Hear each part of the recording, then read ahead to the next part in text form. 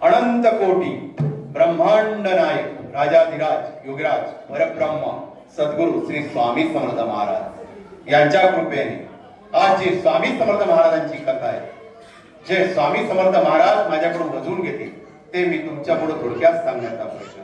सद्गुरु श्री स्वामी समर्थ महाराज की जय. श्री स्वामी समर्थ अनंत कोटी ब्रह्मांड नायक राजाधिराज योगराज परब्रह्म सद्गुरु श्री स्वामी समर्थ महाराज यांची लीला ही अनंत आहे. स्वामी महाराज कधी काय लीला करून घेतील ते सांगता येत नाही.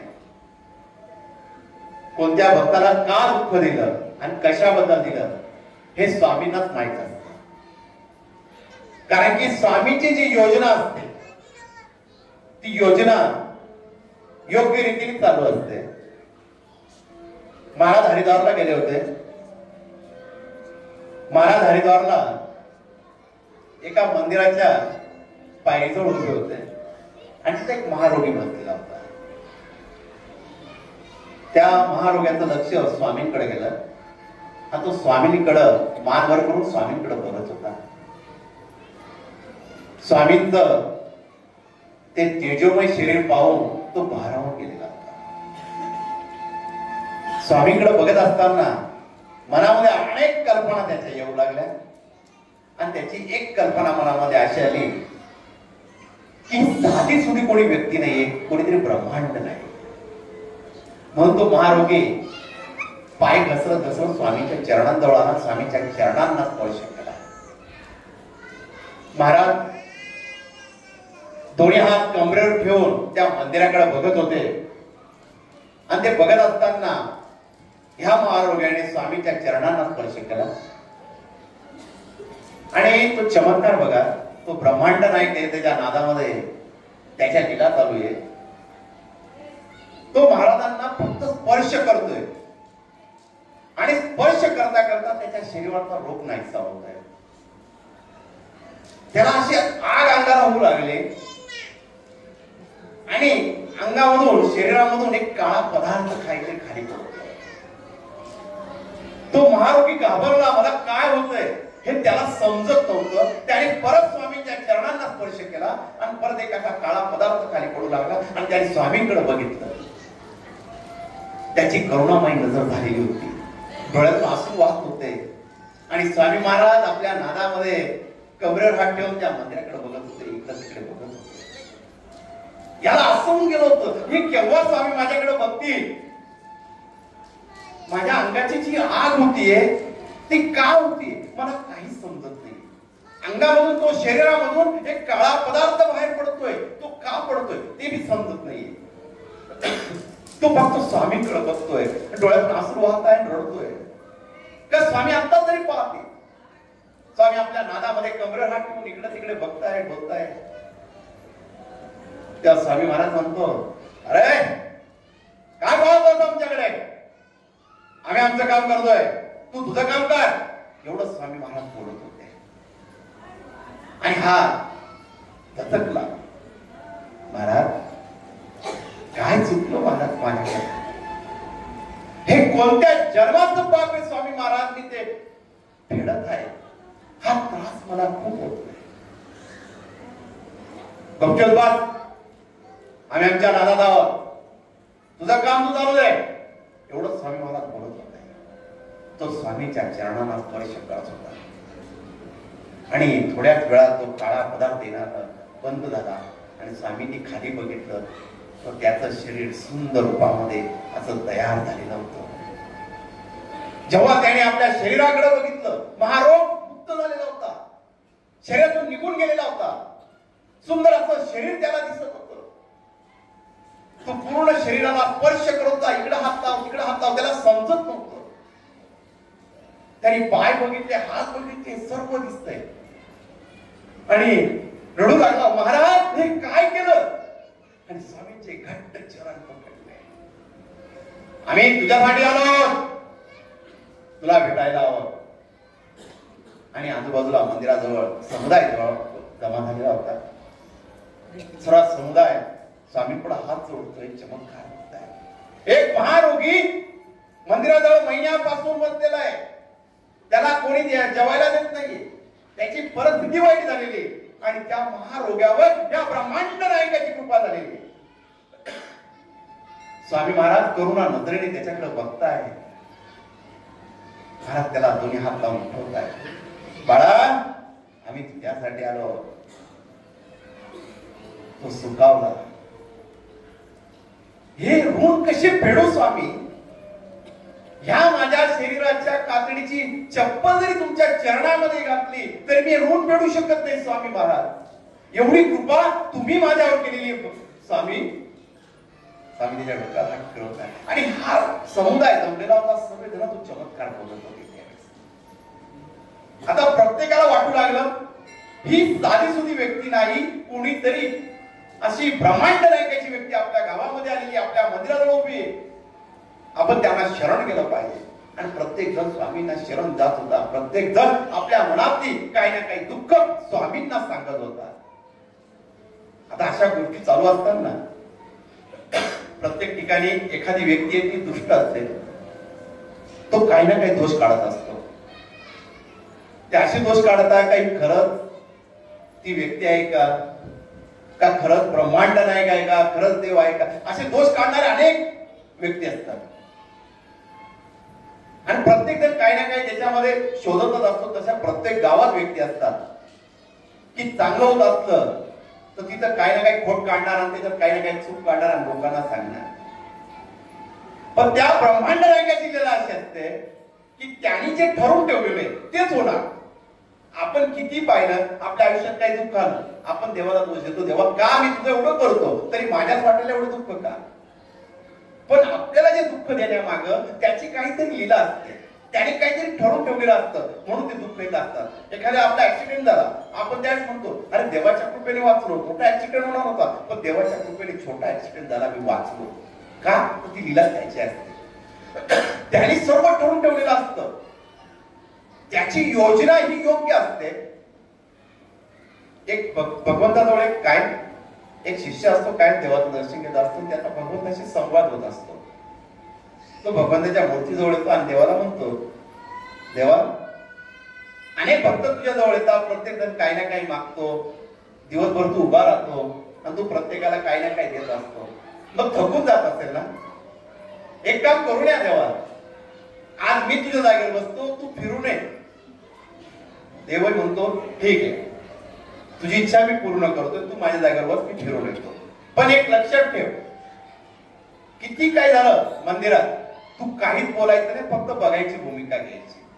तुझ्या मुखातून एकही शब्द बाहेर पडता कामा नये, हे लक्षात ठेव. ते होकार दिला. भगवंतांनी आपल्या जागेवर त्याला भक्ताला बसवलं. भगवंत निघून गेले. सकाळची वेळ होती, भगवंताची पूजा झाली, मूर्तीची पूजा झाली. हा सर्व त्या मूर्तीमधून हा खेळ बघतोय. सकाळी सकाळी एक सावकार आला. त्याने देवाचं दर्शन घेतलं आणि दर्शन घेतल्यावर त्याचं पाकिट खाली पडलं आणि सावकार निघून गेला. आणि थोड्याच वेळात एक गरीब माणूस आला. तो देवाचं दर्शन घेत होता. देवाचं दर्शन घेत असताना त्याला भगवंताला सांगायचं होतं, हे देवा, 2 दिवसापासून माझ्या घरात खायला नाही, तर काहीतरी व्यवस्था कर. तर असं बोलल्यावर त्याचं लक्ष त्या पाकिटाकडे जातं, त्या गरीब माणसाचं. आणि पाकिट पाहिल्यावर त्याला आनंद होतो आणि तो ते पाकिट उचलतो आणि भगवंताचे आभार मानून निघून जातो. आणि थोड्याच वेळात एक नाभिक येतो तिथे, जो नाव चालवतो. तो आल्यावर भगवंताला सांगतो, हे देवा, मला 15 दिवस समुद्र यात्रेला जायचंय, मला भरपूर असे मासे पकडायचे, तर मी 15 दिवस काय घरी येणार नाही, त्यासाठी मला तुझा आशीर्वाद हवा आहे. आणि दोन्ही हात देवाजवळ जोडतोय. आणि तेवढ्याच वेळात तो बाहेर निघणार हा सावकार पोलीस घेऊन येतोय आणि त्या जो नावाला असतो त्याच्याकडे बोट दाखवतोय, यांनी माझे पैसे चोरलेले, साहेब याला पकडा. पोलीस त्याला पकडताना विचारतात, अरे ते पाकिट कुठे आहे? सावकाराचं पाकिट तुला सापडलेलं आहे, देऊन टाक. आणि हा मूर्तीमध्ये बसलेला भक्त हे सर्व बघत असतो. अरे देवा, हे सर्व चुकीचं होतंय. ह्या सावकाराचं पाकिट त्या गरिबाने चोरलं आणि विचारायला लावतोय. त्याला राहिल्या गेल्याने तो मूर्तीतून बाहेर आला आणि त्यांनी सर्व प्रसंग सांगितला की या सावकाराचं पाकिट यांनी नाही चोरलेलं आहे, त्या गरिबाने चोरलेलं आहे. पोलिस त्या गरिबाकडे जातात आणि ते पाकिट त्याच्याकडून घेतात, त्याला पकडतात, जन्मले टाकून देतात. दिवसभरचा प्रसंग होतो आणि भगवंत त्या मंदिरामध्ये येतात. मंदिरामध्ये आल्यावर हा घडलेला प्रसंग देवाला सांगतो. देवाला सांगितल्यावर देव म्हणता, अरे असं का केलं? तुला मी शांत बसायला लावलं होतं, माझं योग्य नियोजन होतं, मी ठरल्याप्रमाणे सर्व होत होतं, तू का मध्ये बोलला? तो देवा अन्याय झाला असता, त्या सावकाराचं पाकिट गेलं असतं, त्या नाविकाला ती शिक्षा भोगावी लागली. अरे पण तू बोललास का? त्या सावकाराच्या पाकिटामध्ये होते तरी किती पैसे? त्याच्याकडे भरपूर धन होतं, थोडेफार पैसे गेले असते, त्याला काय फरक पडला असता? पण त्या पाकिटामध्ये पैसे होते, त्या पैशाने त्या गरीबाचं घर चाललं असतं, 2 घास त्या गरीबाला खायला भेटले असते. पण तुझ्यामुळे तो गरीब त्या जेलमध्ये गेला, त्याचे पोर आता उपाशी मरलाय. माझी योजना चुकवली, माझा जो योग्य क्रम होता तो तुम्ही चुकवलेला आहे. आणि जो नाभिक होता त्याला तू जेलमध्ये पाठव. ज्याला तू सोडून दिलं त्याला जेलमध्ये पाठवायचं होतं का? त्या समुद्रामध्ये वादळ येणार होतं, त्याचा मृत्यू होणार होता, म्हणून त्याला मला वाचवायचं होतं, म्हणून तो पाकिटाचा हात त्याला द्यायचा होता. तो 8 दिवसांनी निर्दोष सुटणार होता, त्याचं मरण मला टाळायचं होतं. तू सर्व उलट करून दिलं. आता तो गरीब जेलमध्ये, हा जो नावाडी तो आता समुद्रात गेला, तो मेल्याशिवाय राहणार नाही. तू हे नियोजन चुकीचं केलं. भक्ताला पस्तावा झाला आणि भगवंता माझ्याकडून चूक झाली, तुमचं नियोजन होतं, त्या नियोजनामध्ये मी कुठेतरी चुकलेलो आहे भगवंता, त्याने माफी मागितली. हे असंच आपल्या आयुष्यात होत असतं. आपल्या आयुष्यात काहीतरी दुःख येतात, काहीतरी घटना घडतात, आपण देवाला दोष देत असतो. पण तो भगवंत आपल्याला ज्या दुःख देतो, आपल्याला जे संकट देतो, त्या संकटामध्ये आपल्याला काहीतरी शिकायला भेटलं पाहिजे, ते तो दाखवतो. होणारं मोठं संकट ते तो टाळत असतो. ज्या घटना घडतात ते काहीतरी दर्शवत असतो आपल्याला. म्हणून आयुष्यामध्ये काही घडो त्याला धन्यवाद मानतात भगवंताकडे, त्याच्याकडे हात जोडा. भगवंता आयुष्यात जे काही दिलं हे तुझ्यामुळे मिळालेलं आहे, मला काहीच नको, त्याच्याजवळ धन्यवाद मागा. रात्री झोपताना देवाजवळ सांगा, हे भगवंता आजचा दिवस माझ्यासाठी चांगला गेला, हा तुझ्या आशीर्वादामुळे गेला, तर कोटी कोटी धन्यवाद. सकाळी उठताना सांगा भगवंताला, भगवंता तुझ्या आशीर्वादाने आजचा दिवस चांगला जावा, तरी आयुष्यात संकट येणार नाही. तसेच स्वामी महाराज त्या मंदिराजवळ होते, अनेक भक्त जमलेले होते आणि हा दुष्ट माणूस स्वामींना सांगत होता, कोण आहे तुम्ही, कुठून प्रगट झाला, खरंच तुम्ही देव आहात का? आणि स्वामींचे दोष काढू लागला, स्वामींबद्दल वाईट साईट बोलू लागला, महाराजांबद्दल मनामध्ये जे शब्द येईल ते बोलू लागला होता. महाराजांनी भेदक नजरेने त्याच्याकडे बघितलं. त्याच्याकडे बघितल्यावर त्याची जीभ लुळी पडू लागली, अंग लुळं पडू लागलं, तो खाली पडला. महाराज आता क्रोधेने बघू लागले होते. तो खाली पडलेला आता स्वामींकडे बघत होता की स्वामींमध्ये दोष बघत होता. स्वामी महाराज त्या नजरेने त्याच्याकडे बघत असताना, तो स्वामींकडे बघत असताना स्वामी महाराज एवढे बोलले, अरे का आमचं पाहतोस तू? आम्ही कोण आहोत? आम्ही नरसिंहवान आहोत, आम्ही दत्त रूपी आहोत, आम्ही ब्रह्मांड आहोत. तू कोण आमची परीक्षा बघणार? काल गाईचं गाय मांस खातो, गो मांस खातो, गो हत्या करतो आणि जेव्हा आम्हाला प्रश्न विचारतो. हे शब्द गावातल्यांनी ऐकले, सर्व लोक त्याचा धिक्कार करू लागले. महाराज रागामधून तिथून निघून गेले आणि सर्व भक्त तिथून निघून गेले. तो एकटाच पडलेला होता. तो पडलेला असताना ही गोष्ट त्याच्या पत्नीला समजली. ती तिथं गेली, त्याला उचललं, घरापर्यंत आणलं आणि ती थोडी पत्नी धार्मिक असल्यामुळे ती बोलू लागली त्याला, अहो तुम्ही गावामध्ये प्रत्येकाला वाईट बोलत असता, प्रत्येकाला, त्या भगवंताच्या नादी लागायची काही गरज नाही, क्षमा मागा त्यांची. का असं केलं? तुमचं आयुष्य आता खराब झालं, कसं होईल तुमचं? आणि ती रडू लागली नवऱ्याजवळ.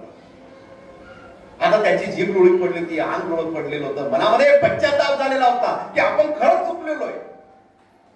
आणि ती पश्चातापाची आग त्याला स्वस्थ बसू देत नाही. माणसाला पश्चाताप हा फार महत्वाचा आहे. आपण जर काही चुकलो ना, ज्या मनापासून आपल्याला वाटतं आपण चुकी केलेली, आपण कोणत्या तरी गोष्टीत चुकलेलो आहे, आणि त्यावेळेस मनापासून जर पश्चाताप झाला ना, तर तुम्हाला त्या गोष्टीवर माफी मिळते. तर याला पश्चाताप होत होता, पण आता बोलता येत नाही, चालता येत नाही, स्वामींकडे जावं कसं? त्याची पत्नी धार्मिक असल्यामुळे सकाळची वेळ होती, ती स्वामींचा शोध घेऊ लागले होते. स्वामींचा शोध घेत असताना स्वामी कुठे तिला काही समजत नव्हते. रोज उठायचं आणि स्वामींचा शोध घ्यायचा. मनामध्ये एक इच्छा होती की आपला नवरा नीटून जाऊ द्या, कसाही असो पण आपला नवरा आहे. कोणती पत्नी असो, नवरा कसाही वागो, तिच्या मनामध्ये एकच इच्छा असते की तो माझा नवरा आहे, तो किती वाईट वागो, फक्त त्याचं चांगलं व्हावा. हे जर मनापासून कोणतं विचार करत असेल तर ती सर्वात मोठी गोष्ट आहे ती पत्नी. कारण पत्नीसारखं सुख नवऱ्याचं कोणीच बघू शकत नाही. कारण तिला जेवढी काळजी असते ना नवऱ्याची, तेवढी काळजी कोणीच करू शकत नाही, मुलं सुद्धा करू शकत नाही. कारण तो कसा बी असता, आजपर्यंत आपण पाहतो, प्रत्येक जोडपं पाहतो, नवरा दारू पिऊन येतो, मारतो, सोडतो, ती कधीच त्याच्याबद्दल वाईट बाहेर बोलत नाही, पण ती एकच बोलती कसा असा माझा नवरा आहे. दुसऱ्याशी ते प्रेमाने बोलताना कारण तो नवरा असतो. तशी बिचारे महाराजांच्या शोधात निघाले होते. मला महाराजांकडे जायचंय, माझ्या नवऱ्याला चांगलं करायचंय. रोज बिचारी निघायची, स्वामींचा शोध घेतात, स्वामी काय भेटत नव्हते. एक दिवशी वैतागली आणि ज्या ठिकाणी स्वामी महाराज प्रगट झाले होते, ज्या महारोग्याला आशीर्वाद दिला होता, तिथं ती येऊन बसली आणि रडू लागली, महाराज तुम्ही ह्याच ठिकाणी आला होता, या ना स्वामी, कुठं आहात तुम्ही? स्वामी मला भेटायचंय स्वामी महाराज, तुमच्या चरणांचं दर्शन घ्यायचंय स्वामी महाराज, या ना. आणि ती मनापासून स्वामींना आवाज देऊ लागली. जेव्हा मनापासून भगवंताला आवाज द्यावा दिला जातो तर भगवंताला यावंच लागतं. तो आवाज स्वामींपर्यंत पोहोचला. स्वामी महाराज तिथं प्रगट झाले. महाराज प्रगट झाल्यावर तिला असं जाणू लागलं की कोणती तरी दिव्य शक्ती आपल्या शेजारी उभी होती. त्यावेळेस तिने मान वर केलं तर ब्रह्मांड नाही तिच्या समोर उभा होता. तिने मान वर केली, स्वामींकडे बघते. स्वामी तुम्हाला नमस्कार करते स्वामी. स्वामी असे मंद असताय, सुंदर असं स्वामी महाराज असताय. तिच्याकडे बघून ती स्वामींकडे बघते आणि स्वामींचे पाय दाबते. आता कसं स्वामींना सांगावं, माझा नवरा इतका वाईट या ब्रह्मांड नाही करा बोललेला आहे आणि मी कसं सांगावं स्वामींना त्यांना माफ करा. पण किती असं तो नवरा आहे म्हणून ती स्वामींचे पाय चपते, खाली मान करते आणि डोळ्यात अश्रू पडताय. महाराज त्यांना माफ करा ना स्वामी, ते सुखी राहतील तर मी घरामध्ये सुखी राहील स्वामी. ते जर असे पडून राहिले तर मी काय करणार स्वामी. स्वामी करा ना क्षमा त्यांना. स्वामी म्हणतात, बाळा आज रात्री 12 नंतर ये, आम्ही भेटू तुला. मध्यरात्रीच्या वेळेस तुझ्या नवऱ्याला घेऊन यावे, आम्ही भेटू.